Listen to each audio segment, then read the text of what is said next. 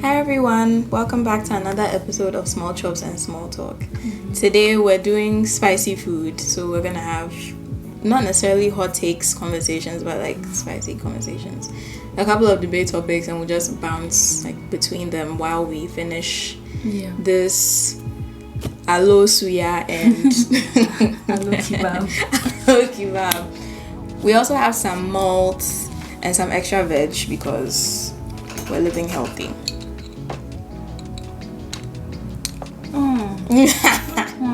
What has it done? You say khebab. I don't know how to eat spicy food. It's good though. This one is chewing, but it's not like the fruit. Let's talk it. Your parents are not your friends. Yeah, they're not. They can. They can be your friend. Yeah, they can be if, you build that friendship from when you are small. You know, some people say that, my mom is my best friend. Or my dad is my best friend. Like, are they lying or?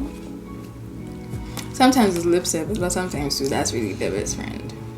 True. They think they know you so much. They know like, maybe you don't like this and this and this. Or you like the basic things. But they don't really know you. I saw a conversation on Twitter, I can't remember who it was, but then people were saying that your parents say that they know you but they don't, and someone made the point that they do, they just know the basics of you. So that like every layer of personality that you built after that, that's what they don't know, and sometimes they're not equipped to handle how different you are from them, so you can't really do anything about that. And I wonder, like, would you be friends with your parents if they weren't your parents?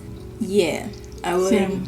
It's easy to write off your parents as your friend because they're your parents and you've only experienced them like in the capacity of a parent. But some, like, you will go out with your parents and then people that they work with and people that they've like spoken to, interacted with on another level are like, oh my god, your mom's so cool, your dad's so cool. And it's like, what? Are we talking about the same person? Because you don't experience them like that, but somebody, they're like the coolest thing since sliced bread. So boarding school is harmful for students. Yes. Okay, but when you experience boarding school, so you might have some different opinions. But from the outside, I would say yes. And from the stories that my friends have told me, I would say yes. Like, no, I would never take my kid to boarding school. I think it depends on what your kid knows and like how well they adapt to some of these things. Boarding school wasn't absolutely terrible for me. Like, don't get me wrong, there were some harrowing things that I would not wish upon anybody, but the larger story isn't absolutely terrible for me, and it's very different for other people, and I totally acknowledge that as well. I didn't have a terrible time in school, maybe because I don't remember anything apart from what I want to remember. I think boarding school is good for that transition from childhood into young adulthood, especially when you have the right people guiding you, right? But in a place where you are under the thumb of people who don't know how to teach you, don't know how to train you, don't know how to guide you to be a better adult, you're surrounded by children who are just as clueless as you, some of whom are like working under the influence of things that they've seen at home that aren't like the best. The recipe for disaster. Okay, it also depends on their living conditions as well. So I think that's key. But in Ghana, from like the stories I hear, the living conditions are not amazing, and that shouldn't be the case. The thing is, these schools, a lot of the schools in question aren't only old as like physical structures. The social hierarchies inside the schools are also really old. Like, you can tell that this is the way they've been doing things since before independence, very frankly. Yeah. And so even though it's not people who look different from you telling you what to do, it's still the same kind of like instruction pamphlet guiding them to tell you how to do things. And they're teaching you things that they themselves don't do. Yeah. I'm sure that in Canada, boarding schools, the living conditions will be much better. Because they will actually investigate if there's something off and so on. Me personally, because I haven't experienced it, I can't really say much. Yeah. But from the outside, from what I hear, I would just say no. Because my kid doesn't need to go through that at all to be a better person. Like, I didn't go so many people feel like, oh my God, going to boarding school and suffering is what builds your character and makes you a better person. Please, so suffering is not... Suffering is not by force for you to be a better person. Don't go and say that. You disgrace yourself. Yeah, like I didn't go to boarding school and I turned out fine. My brother didn't go and he turned out fine as well. So I'm a little crazy, so sorry. We kind of add to the agenda. Okay, next one. Peer pressure can be a good thing. Yeah. Okay. It can, because explain counsel. I mean, if peer pressure is not driving you to do stupid things. If you are doing sensible things with peer pressure, like, oh, they said, go and read this, go and do your reading. A lot of the time when we hear peer pressure, we think of the negative aspects of it. I don't think peer pressure is always a bad thing. Like, it can be a good thing. I think we have to shift our understanding of peer pressure away from just the negative to seeing it as just like influence, like a neutral influence. And because even your attempts to push somebody to be better can be misconstrued by the person themselves, and then they'll end up pulling away and doing the thing that is opposite to what you want them to do because they want to prove a point or something like that. So let's move on. Last question. Social media does more harm than good. It doesn't.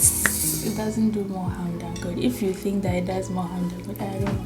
I mean, people might have good points on why it does more harm because of body image and so on. The other things that like we can acknowledge, but that if you minimize the expansive, infinite reach of social media to just like don't get me wrong, all these concerns are valid.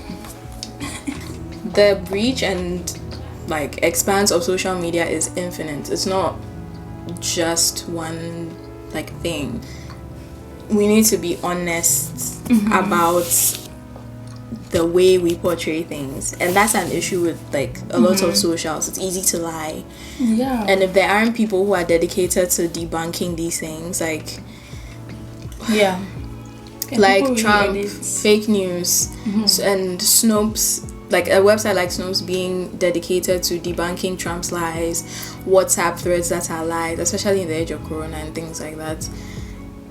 Without, those checks and balances, it's so easy for socials to just fuck you over. And people edit their pictures a lot.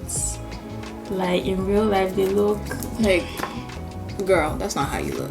And it's okay. Yeah, it's okay. Just don't lie and make people feel like they need to go and get the same surgery and look like you, which won't happen because people have different body types. If you go and do the surgery and then come and tell us that you did squats together, girl, look like a children's to you. And yes, keep out my mouth. There's also the issue of social media being like objectively one of the most honest like media sources that we have right now, because everything's under somebody's control. Fox News, all of their friends and family, etc. Even though social media can be used to peddle fake news, like when the masses as a whole, oh my god, I sound like a communications course. Anyway, when the masses as a whole, are constantly scrutinizing their sources, it's easy for you to debunk the things, put the fake aside, all of that. Yeah, like I think there's more good. Wait, can I objectively say that there's more good? You can't, because I think social media is a tool, so it's a neutral, work thing. Though. Okay, I guess it's a tool that can, because it's controlled by humans, it can be, it would be mostly subject. Now, going on. Objectively, social media is a tool, right? So it can go one of two ways.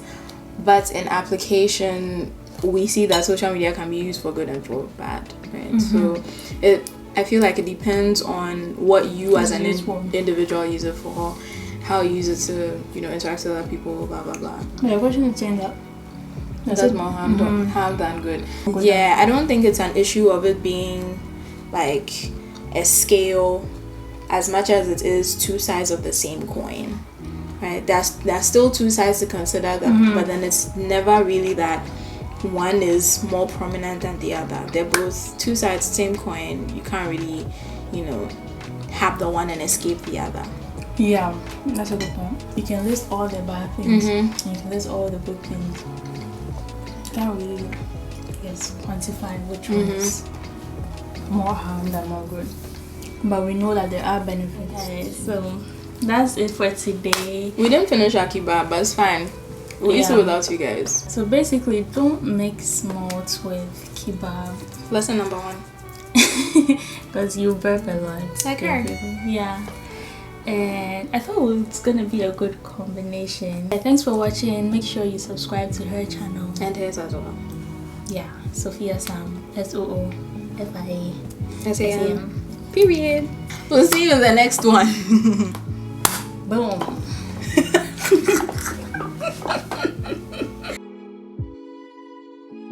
Today's theme is what? Hot takes.